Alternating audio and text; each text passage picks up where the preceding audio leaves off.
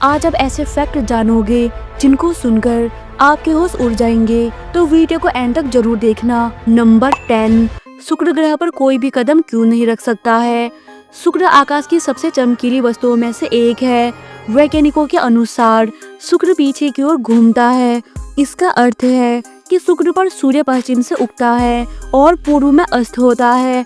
हमने शुक्र की यात्रा के लिए बहुत सारे अंतरिक्ष यान भेजे हैं, जिससे पता चलता है कि शुक्र का वायुमंडल ज्यादातर कार्बन डाइऑक्साइड और सल्फ्यूरिक एसिड से बना है। यह सांस लेने के लिए अच्छी हवा नहीं है। यदि आपको कभी इस पर पैर रखने का मौका मिले तो आपके पास केवल 1 सेकंड का समय होगा।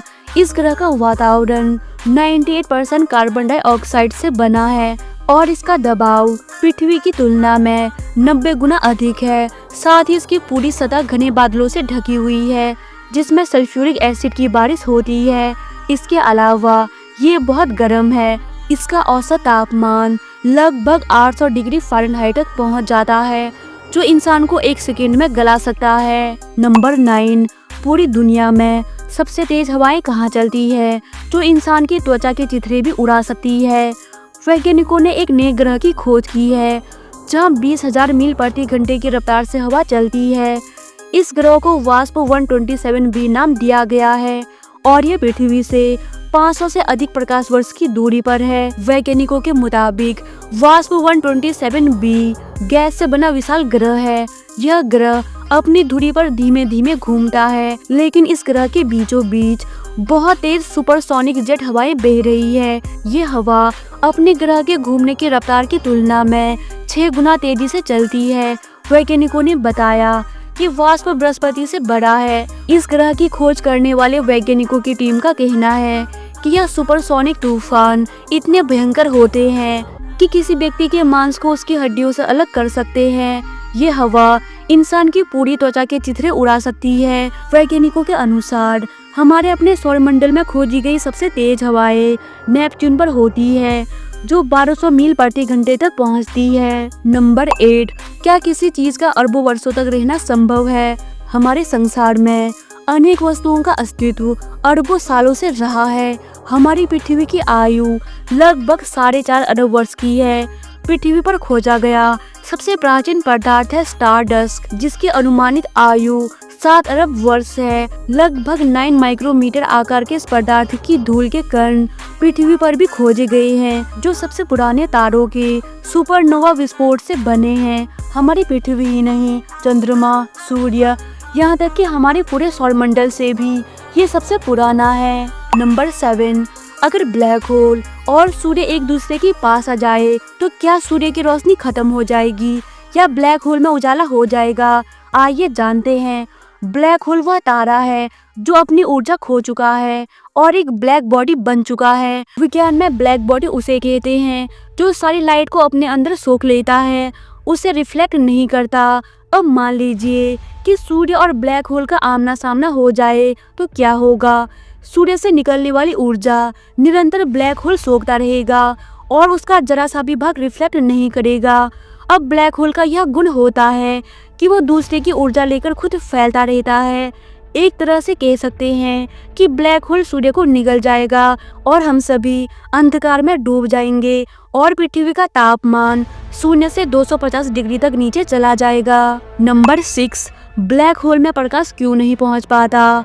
नहीं, ऐसा नहीं है कि सूर्य की किरण ब्लैक होल तक नहीं पहुंचती। सूर्य की किरणें ब्लैक होल तक जाती है, पर ब्लैक होल का गुरुत्वाकर्षण इतना ज़्यादा शक्तिशाली होता है कि वहां से सूर्य की किरणें वापस नहीं आ पाती। लेकिन फिर जो ब्लैक होल से जो प्रकाश आती है वो कहां से आती है? तो इसका जवाब है इवेंट होराइजन। इवेंट होराइजन वह सीमा है जिसको पार करने के बाद कोई भी चीज वापस नहीं आ सकती, यहाँ तक कि लाइट भी नहीं।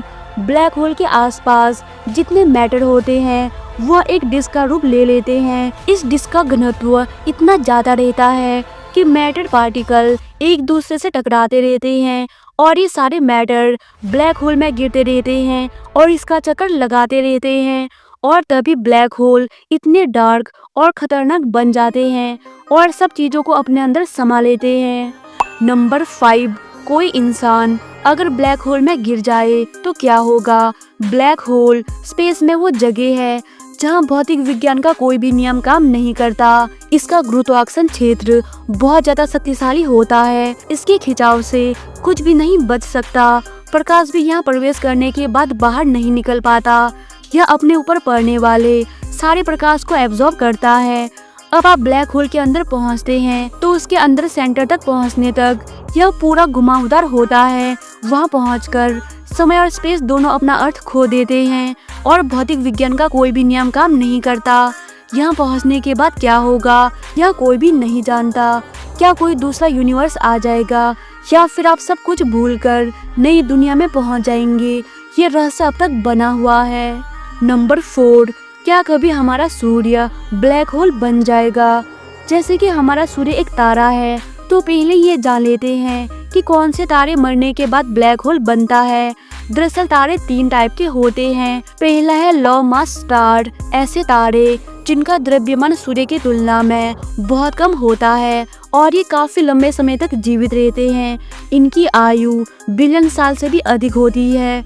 जिस तारे का मास जितना कम होता है उसकी आयु उतनी ज्यादा अधिक होती है। दूसरा है मीडियम मास स्टार। इस कैटेगरी में ऐसे स्टार आते हैं जिनका मास सूर्य के बराबर या 2-3 गुना ज्यादा होती है। इन तारों के कोर में जब फ्यूल यानी कि हाइड्रोजन गैस खत्म हो जाती है तो ये कोर सिकुड़ता जाता है और इनकी बाहरी परत फैलता जाता है और ये बाद में व्हाइट ड्वार्फ बन जाते हैं। तीसरा है मैसिव स्टार। इस कैटेगरी में ऐसे तारे आते हैं जिनका द्रव्यमान सूर्य की तुलना में 10 से 25 गुना तक भारी होता है। इनकी आयु बहुत कम होती है। ऐसे तारों का अंत सुपरनोवा के रूप में होता है जिसमें कोर या तो न्यूट्रॉन स्टार बनता है या फिर ब्लैक होल। अब इन दोनों में वो क्या बनेगा ये इस बात पर निर्भर करता है कि मरने वाले तारे का मास कितना है। यदि मरने वाले तारे का द्रव्यमान सूर्य की तुलना में 10 से 15 गुना है तो सुपरनोवा विस्फोट से यह न्यूट्रॉन स्टार बनेगा और यदि मरने वाले तारे का द्रव्यमान सूर्य की तुलना में 10 से 20 गुना है तो सुपरनोवा के बाद इसके कोर में ये ब्लैक होल बन जाएगा। तो अब आप समझ गए हैं कि ब्लैक होल बनने के लिए तारे का द्रव्यमान सूर्य की तुलना में 15 से 20 गुना होना चाहिए, क्योंकि सूर्य के पास ब्लैक होल बनने के लिए पर्याप्त द्रव्यमान नहीं है। तो वो अपने अंत समय में सूर्य ब्लैक होल बनने के बजाय अपने मास के अनुसार एक व्हाइट ड्वार्फ बनेगा और ये व्हाइट ड्वार्फ बनने से पहले रेड जॉइंट बन जाएगा और अपने साइज से बहुत ज्यादा एक्सपेंड हो जाएगा जो पूरी पृथ्वी को खत्म कर देगा। नंबर 3, आपने हमेशा ये सुना होगा कि अंतरिक्ष से चीन की सबसे ऊंची और लंबी दीवार the great wall of China दिखाई देती है, जो कि बिल्कुल गलत है। लेकिन चीन में सबसे ज्यादा प्रदूषण होता है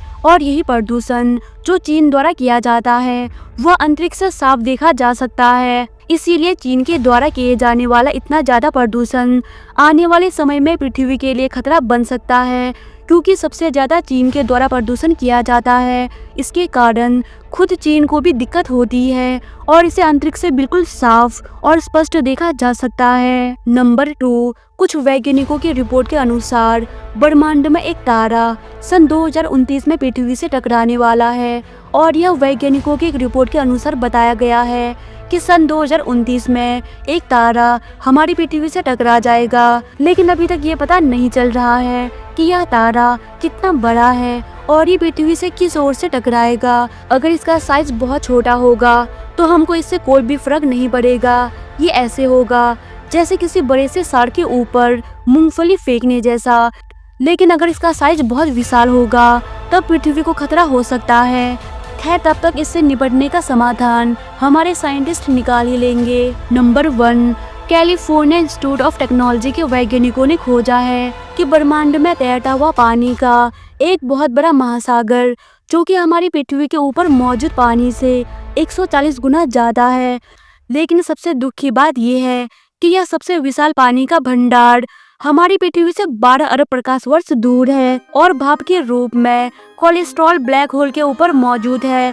लेकिन यह हमारी पृथ्वी के ऊपर मौजूद पानी से बहुत ज्यादा है।